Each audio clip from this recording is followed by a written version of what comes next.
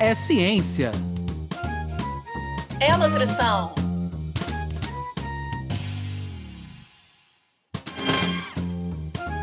É nutrição É ciência. Ciência da nutrição.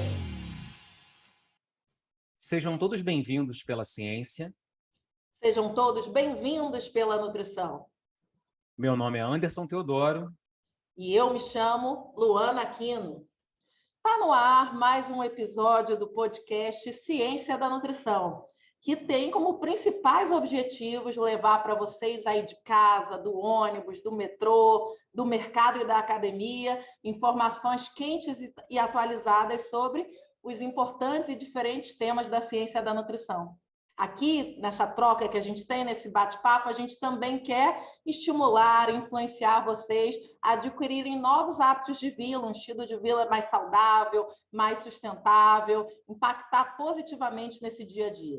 A gente quer muito agradecer aos nossos ouvintes que estão nos acompanhando, tanto por aqui quanto nas redes sociais, e lembrar para vocês que a gente está gravando online. Então, a gente já conta aí com a compreensão de vocês em relação a possíveis intercorrências, sons, internet, nesse clima que a gente vai no bate-papo, descontraído como sempre, mas com muita ciência. Hoje é um dia especial aqui no podcast Ciência da Nutrição, a qual eu queria muito agradecer a presença da professora doutora Silvia Pereira e ter a honra de apresentá-la para vocês.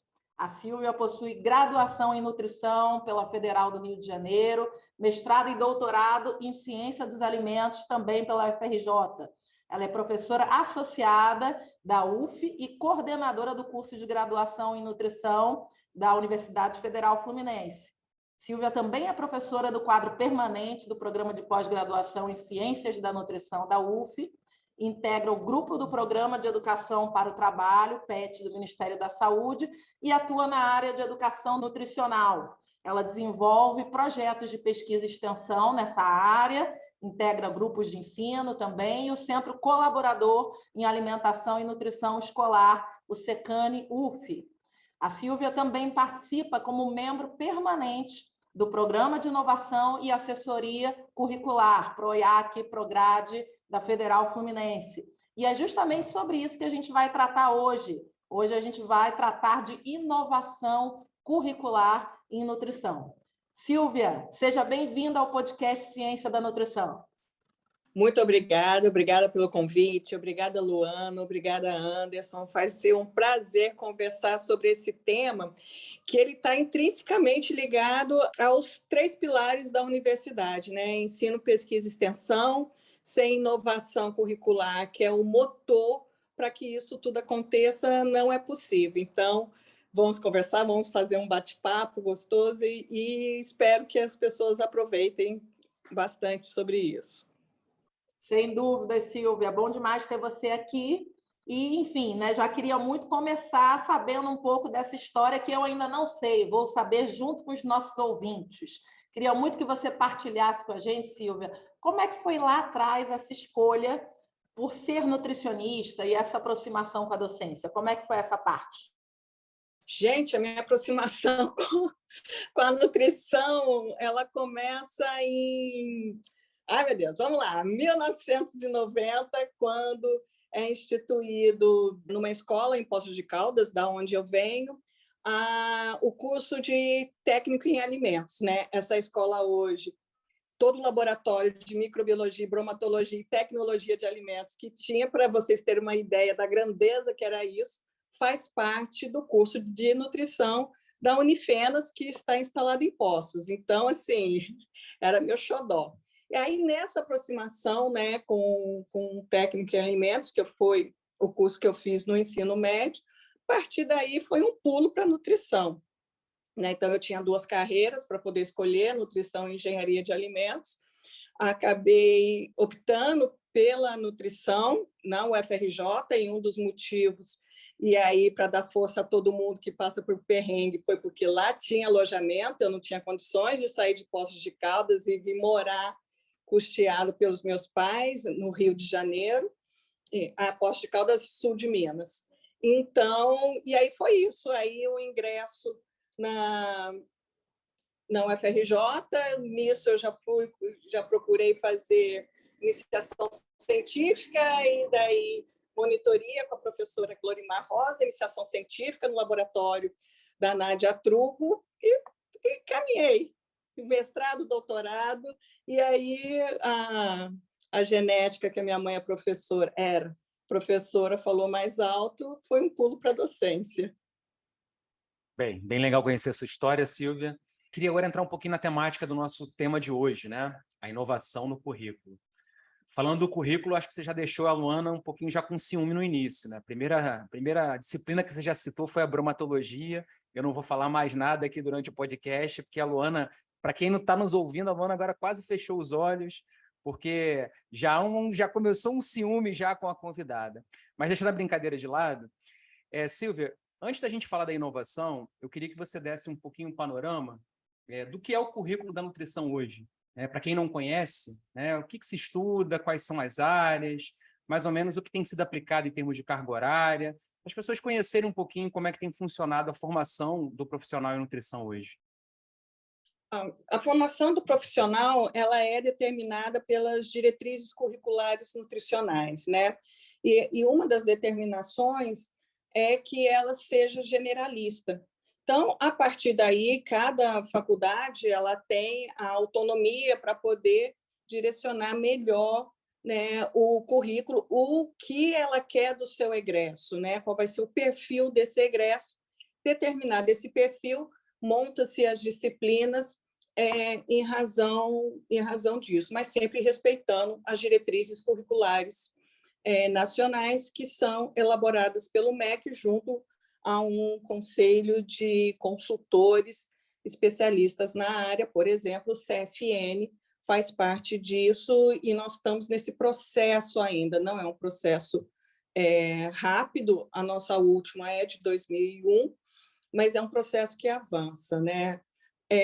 Com relação... E aí pensa-se nessas áreas, né? A área de alimentos, especificamente, né? E tudo que envolve o alimento, desde a sua fabricação, controle de qualidade e descarte, como também envolve a parte de bioquímica, né, do uso desse alimento pelo corpo humano e em suas condições de saudáveis, né, ou em condições de enfermidade, e também da questão das políticas públicas de saúde pública, e aí a gente entende a nutrição no amplo espectro, né, que a gente pode pegar desde o pensar de como produzir esse alimento, né, como as políticas públicas vão nortear uma produção agrícola, por exemplo, até distribuição, ações de educação alimentar e nutricional,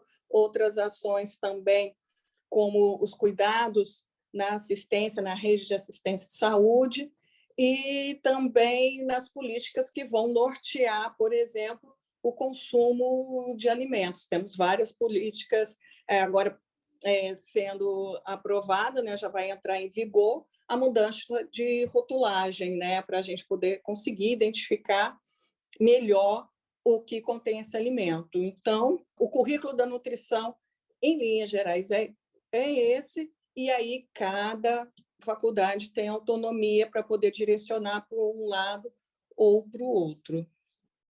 Perfeito, Silvia, ótimo panorama para os nossos ouvintes. E agora eu queria aproveitar e chamar a Camila para que ela pudesse falar o que ela está achando do episódio de hoje e, principalmente, que ela partilhasse as dicas, as orientações, as sugestões que ela tem para quem quiser se aprofundar um pouco mais nesse tema.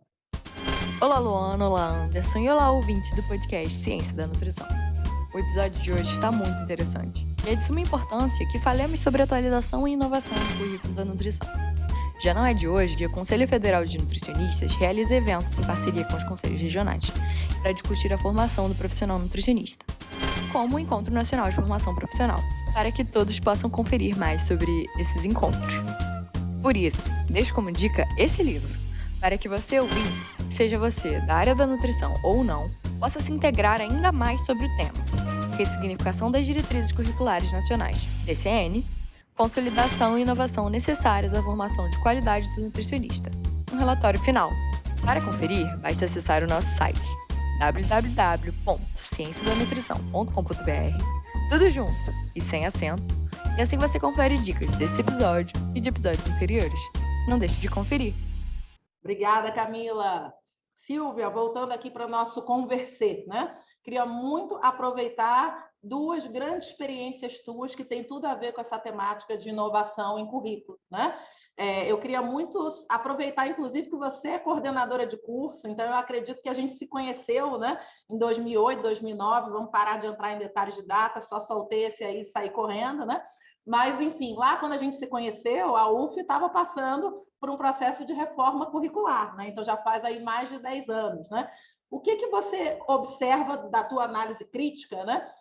De inovação, né, a qual você gostaria de destacar para os nossos ouvintes, que frequentam nutricionistas, que vão a nutricionistas, ao qual foi de muito sucesso, né? E aí, perguntando de uma forma mais geral, né, para além da ciência da nutrição, o que você vem percebendo aí como membro permanente, né, do Programa de Inovação e Assessoria Curricular, como coisas quentes, assim, né, que a gente da nutrição pode, inclusive, se apropriar de êxito de outras áreas? Eu acho que no curso da nutrição da UF, a grande inovação foi a instituição de 5 disciplinas que foram as práticas integradas. Então, a gente tem o indivíduo indo para um determinado ambiente que tem um nutricionista e enxergando todas as dimensões da nutrição, todos os campos da nutrição que podem estar atuando naquele local. Então, no segundo período, e isso também foi uma outra inovação, né, trazer logo para o início do curso a inserção do estudante nas áreas da nutrição, no campo da nutrição. Então, ele vai, por exemplo, para uma unidade básica de saúde. Então, você imagina que só teria os professores ligados da saúde pública. Não, tem os professores da área de alimentos, da área de clínica, na área de alimentação para a coletividade e da área de saúde pública, para conseguir trazer para o aluno todas as interfaces, que não é só porque está numa unidade básica de saúde que vai falar só sobre política de saúde, sobre atendimento ambulatorial. Então, tudo que envolve essa questão. Vamos para a prática integrada de comercialização de alimentos. Então, tem professor da área de alimentos, professor da área de saúde pública, de alimentação para a coletividade, de clínica, trabalhando e ampliando a visão do aluno sobre o trabalho do nutricionista, sobre as ações de nutrição que estão ali. Tem um outro ponto, e aí eu vou trazer, antes do PROIAC, eu vou trazer o PET, que é a questão da interprofissionalidade, né? O PET é o Programa de Educação para o Trabalho do Ministério da Saúde, e que ele sempre tem um tema importante a cada edital. Então, a gente já teve o tema Gradua SUS, que foi trazer os profissionais de saúde para dentro da universidade para que ele possa discutir o que ele vê, o que ele teve no seu currículo com relação ao currículo que está ocorrendo, né? E agora teve o interprofissionalidade, que mexe diretamente com a questão de inovação curricular. Porque se é interprofissional, ele é diferente de multi. Eu gosto de brincar o seguinte: o multiprofissional é como se fosse bolinhas de gude dentro de uma caixa. Você tem as esferas dessa bolinha de gude totalmente voltadas, totalmente fechadas, né? E dentro de uma caixa. Então, você pode até tentar misturá-las, mas você consegue enxergar exatamente quem é quem. No interprofissional, não é geleca, porque geleca denota de onde eu venho, mas é slime, né? Você consegue enxergar o núcleo, mas as bordas estão bem borradas, né? As profissões, elas se misturam com um objetivo único, que é tratar integralmente o problema, ou o usuário, ou o que está acontecendo. Então, quando você fala em interprofissionalidade, você não pode jogar o profissional sem ter passado por isso. E quando você faz isso, você começa a trabalhar com um aluno desde cedo na questão interprofissional. Se é interprofissional, você precisa de outras profissões. Se precisa de outras profissões, como o currículo vai dar conta de trazer o fisioterapeuta, o fonoaudiólogo para dentro do currículo. Então, eu acho que essas são as coisas que estão em ebulição. A nova DCN, né, ou a futura DCN do curso de nutrição, ela já traz muito arraigado essa questão da interprofissionalidade. Como a gente vai concretizar isso no currículo, né, como vai trazer isso dentro das disciplinas, é um ponto a discutir. E o PROIAC, ele trabalha todas essas questões junto aos núcleos docentes estruturantes, que são os fóruns de discussão dentro das universidades, em qualquer universidade, que discute o currículo do curso, e traz também uma capacitação para os docentes. Né? Um exemplo mais claro que ficou para a gente foi o esforço que o PROIAC na UF fez para capacitar quase 900 docentes no uso das ferramentas digitais, né? E como manter isso com metodologias ativas de ensino, porque muitos docentes, principalmente da minha geração ou anterior a ela, aprenderam o método tradicional, né? Lembre-se que nas universidades o professor ele tem até um tablado, né? Ele fica um pouco acima dos alunos para manter essa hierarquia, esse distanciamento e esse desnivelamento. Metodologia não tem isso, né? Você tem todo mundo no mesmo nível, o professor sendo não um adestrador, mas sendo um orientador dos temas que podem ser estudados. E, além de tudo, a gente tem hoje celular, né? O que antes a gente precisava de uma biblioteca física imensa, você tem tudo na palma da sua mão. Então, os alunos eles têm a informação, né? E aí cabe o professor, nessa nova perspectiva, transformar, ser um curador dessas informações para que isso se transforme em construção de conhecimento. Então, acho que o PROIAC está trabalhando nisso, ajudar o professor ser, ao invés de um adestrador, ser um condutor, um facilitador da construção do conhecimento.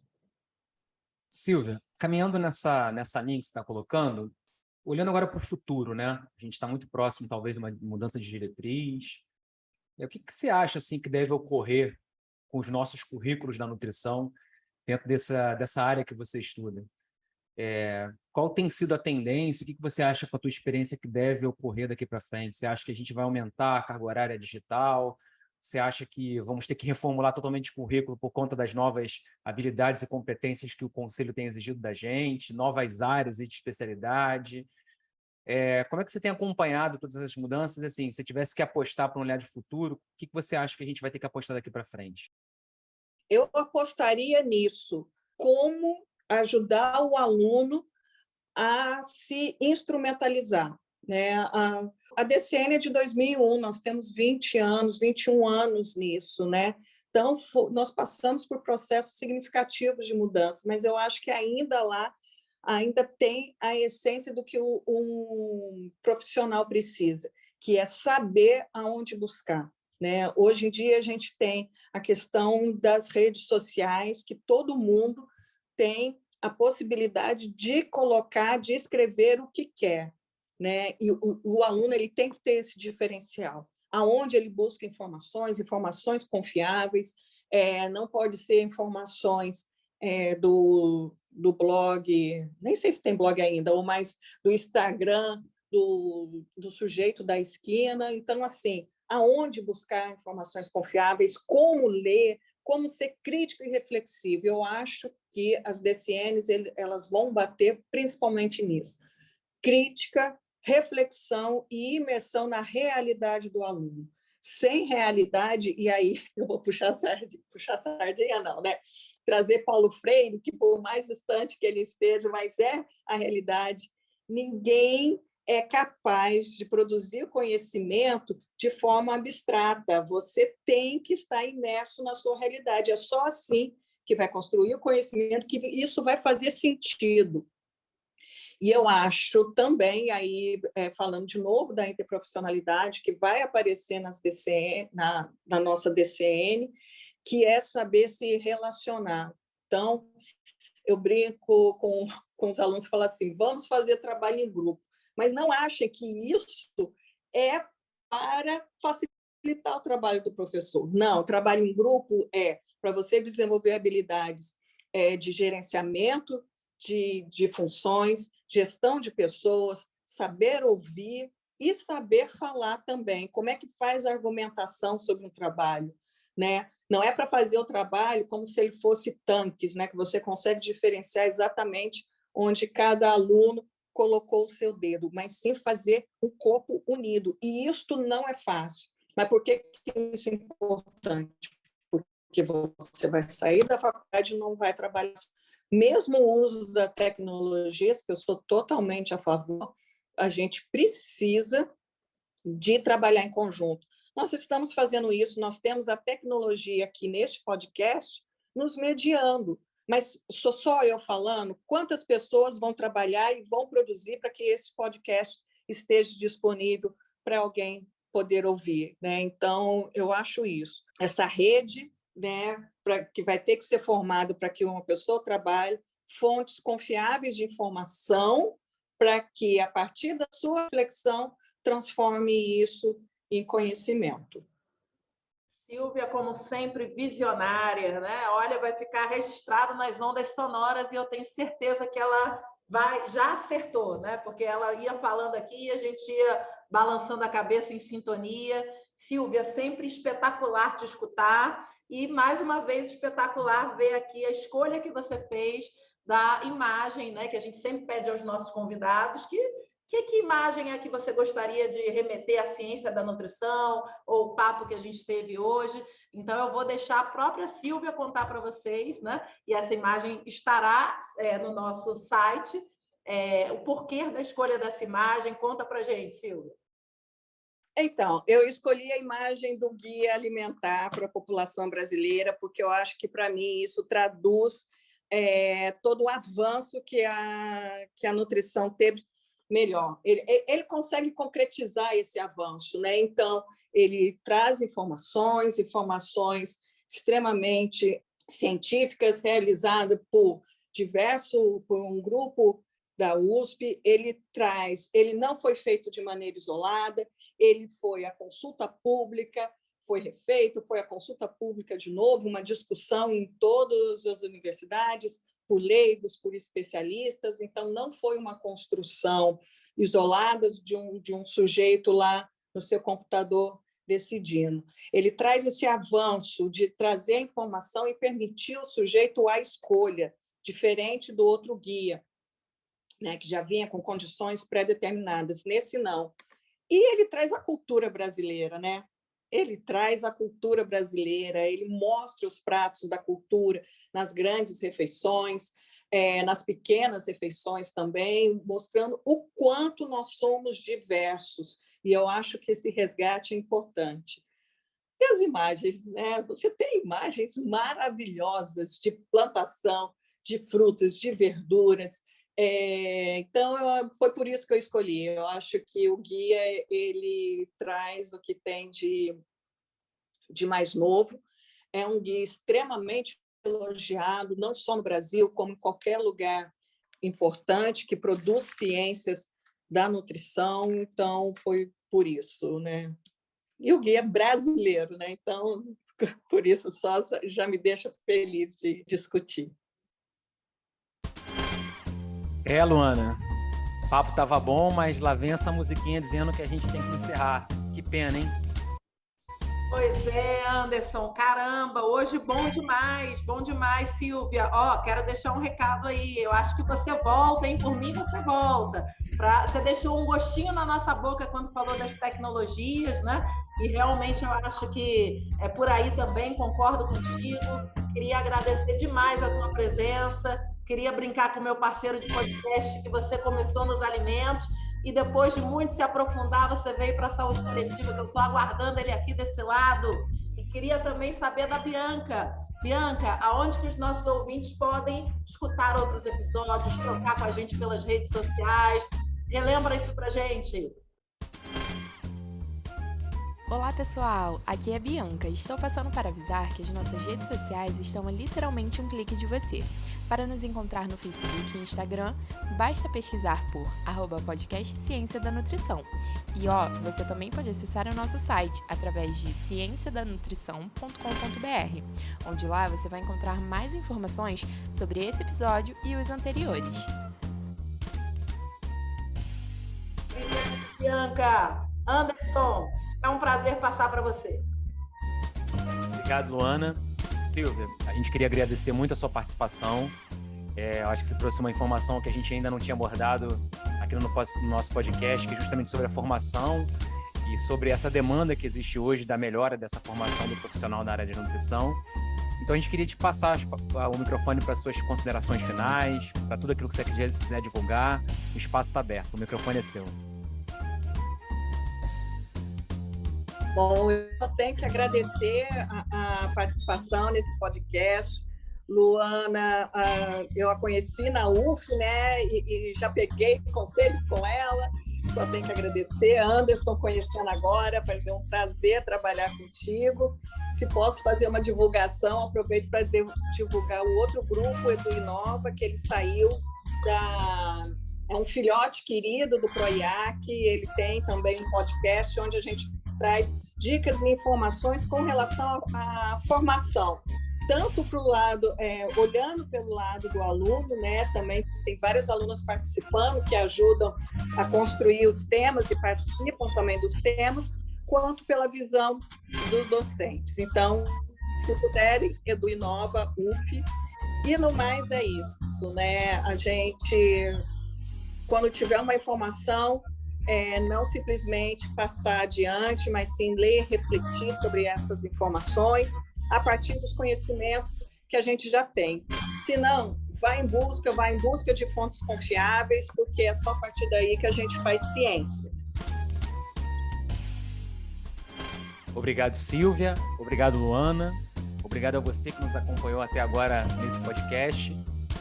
Hoje nós falamos de formação, né? E um dos objetivos do nosso podcast é também te ajudar aí em casa a formar um pouco mais sobre o assunto. Eu queria então resgatar 3 palavras que a Silvia colocou, que com certeza seguem também o nosso pilar aqui do nosso podcast. A nossa informação aqui busca ser crítica, ser reflexiva e, mais do que isso, ter você imerso aqui conosco. Quem ainda não mergulhou aqui conosco, aqui no nosso podcast, está convidado cada vez mais, a partir do episódio de hoje, a mergulhar conosco e ficar imerso nas informações da ciência da nutrição. Obrigado a você que nos acompanhou até agora. Continue divulgando o nosso trabalho. Pode nos acompanhar no www.cienciadanutrição.com.br. Podcast Ciência da Nutrição.